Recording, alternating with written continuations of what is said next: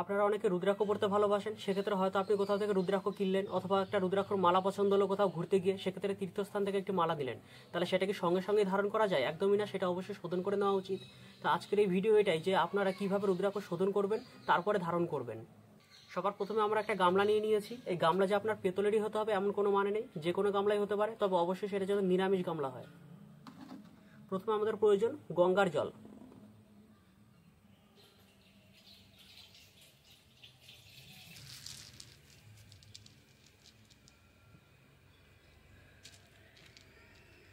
এটা আমার 5 মুখের 108 দানার একটি রুদ্রাক্ষর মালা। এটা প্রায় আমি 5-6 বছর ধরে পড়ি।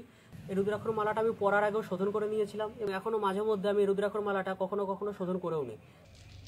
গামলার মধ্যে আমরা পরিমাণ মতন জল নিয়ে নিয়েছি রুদ্রাক্ষর মালাটা ভেজার মতো। এবারে রুদ্রাক্ষর মালাটা আমরা জলের মধ্যে ভিজিয়ে দেবো। মোবাইলের ক্যামেরায় আমার বাঁ হাতকে ডান হাত এবং ডান হাতকে বাঁ হাত দেখানো হচ্ছে। আপনারা এরকম রুদ্রাক্ষ শোধনের ক্ষেত্রে অবশ্যই ডান হাত ব্যবহার করবেন, বাঁ হাত দিয়ে এরকম ধরনের কাজ করবেন না। আমি এই মালাটা মাঝে মধ্যেই পরি, ওই জন্য মালাটা বেশ পরিষ্কার রয়েছে। তা আপনারা যখন প্রথমবার কখনো রুদ্রাক্ষ পরবেন, তা সেটা রুদ্রাক্ষর ফলটা ছাড়ানোর পরে রুদ্রাক্ষর এই বীচের মধ্যে অনেক গুঁড়ো গুঁড়ো ছাল লেগে থাকে। তা সেক্ষেত্রে আপনারা রুদ্রাক্ষটা অবশ্যই ভালোভাবে গঙ্গার জলে ধুয়ে পরিষ্কার করে নেবেন।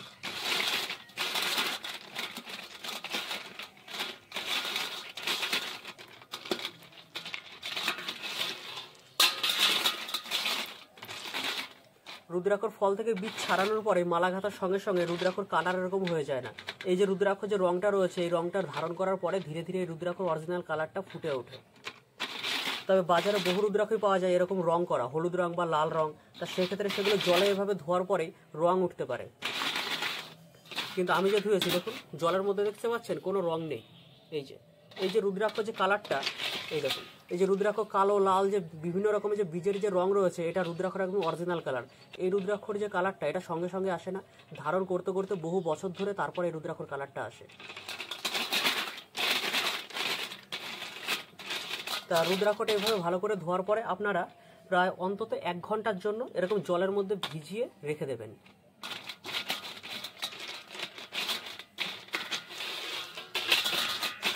প্রথমবার আপনার শোধন করা হয়ে গেছে, আপনি ধারণ করছেন, সেক্ষেত্রে তারপরে আপনি যে কোনো দিন আপনি ইচ্ছে হলে শোধন করে তারপরে আবার ধারণ করতে পারেন। কিন্তু প্রথম দিন যেদিন আপনি রুদ্রাক্ষটা ধারণ করবেন, সেই দিনটা অন্তত ভালো একটা দিন বেছে নেওয়া ভীষণ জরুরি।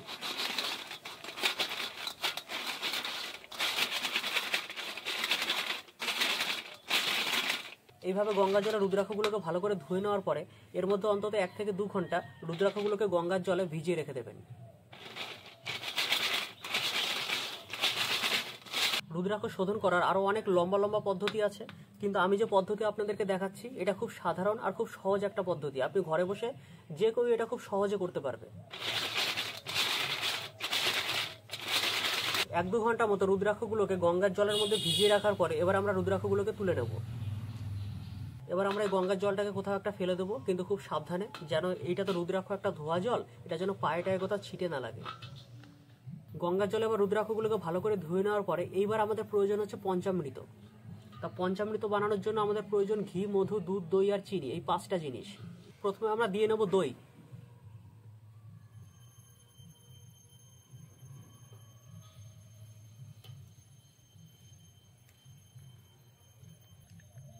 এইবার প্রয়োজন মধু। তবে ঘি আর মধুটা দেওয়ার সময় আপনারা অবশ্যই খেয়াল রাখবেন যেন ঘি আর মধুটা অবশ্যই খাঁটি হয়। আপনারা কোনো কমা জিনিস কিন্তু ব্যবহার করবেন না, একদম আজে বাজে জিনিস রুদ্রাক্ষয় মাখাবেন না।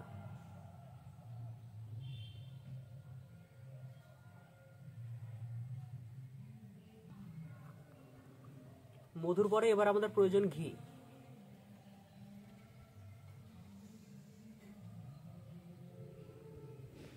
ঘি, মধু আর দই দিয়েছি, এবার আমাদের বাকি আছে চিনি আর দুধ। এই যে এতটা মতো চিনি আমরা দিয়ে দিলাম, আর সামান্য কিছুটা। এবার হচ্ছে লাস্ট দুধ।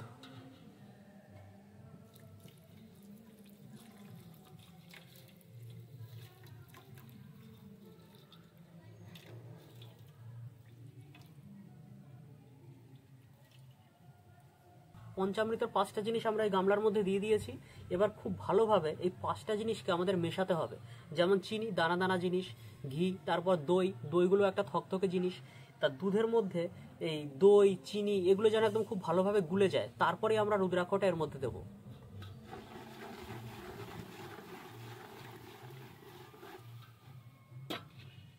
এই দেখুন দই, এই যে দেখছেন এই যে থকথকে হয়ে আছে, এই থকথকেগুলো যেন না থাকে, আপনারা ভালোভাবে মিশিয়ে নেবেন।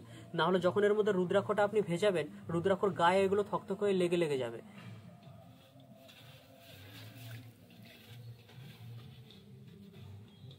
এই দেখুন ঘিগুলো দেখেছেন কেমন দলা দলা হয়ে রয়েছে, এইগুলো খুব ভালোভাবে আপনারা মেশাবেন। এই দেখুন নিচে রয়েছে যে থকথকে হয়ে পুরো চিনির দানা, এগুলো ভালোভাবে পুরো গুলবে।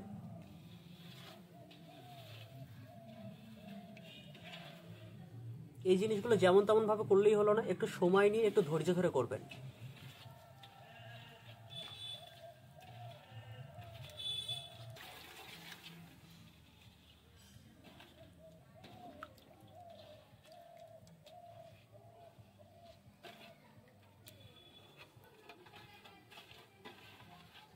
এই 5টা জিনিস এবার মেশাতে মেশাতে হাতে আর চিনি টিনি কিছু বাজছে না, মোটামুটি বেশ ভালোভাবে গুলে গেছে।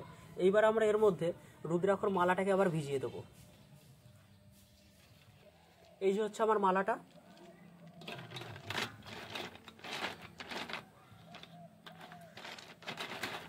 রুদ্রাক্ষর কোথাও যেন মাখাতে বাকি না থাকে, খুব ভালোভাবে স্নান করাবেন।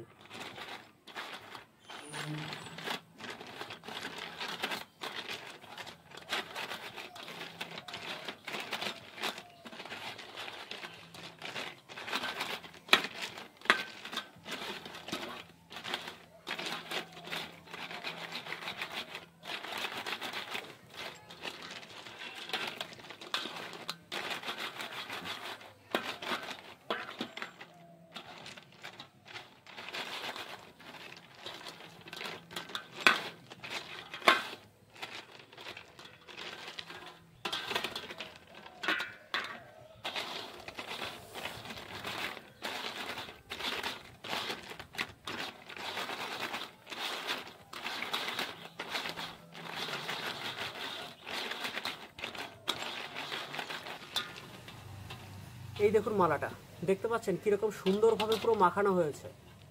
এই রকম ভাবে আপনারা পুরো স্নান করাবেন যেন কোথাও বাকি না থাকে। এবার এটা এর মধ্যে ভেজানো থাকলো, এবার আমরা অপেক্ষা করব 1 থেকে 2 ঘন্টার জন্য। 1 থেকে 2 ঘন্টা এটার মধ্যে এটা ভেজানো থাকবে। 1 থেকে 2 ঘন্টা মতো এই পঞ্চামৃতের মধ্যে রুদ্রাক্ষগুলোকে ভিজিয়ে রাখার পরে এইবার আমরা পঞ্চামৃতটাকে এই গামলা থেকে আলাদা করব। এবার আমাদের প্রয়োজন আবারও গঙ্গার জলের। গঙ্গার জল দিয়ে এবার রুদ্রাক্ষগুলোকে ভালোভাবে আমরা ধুয়ে নেব।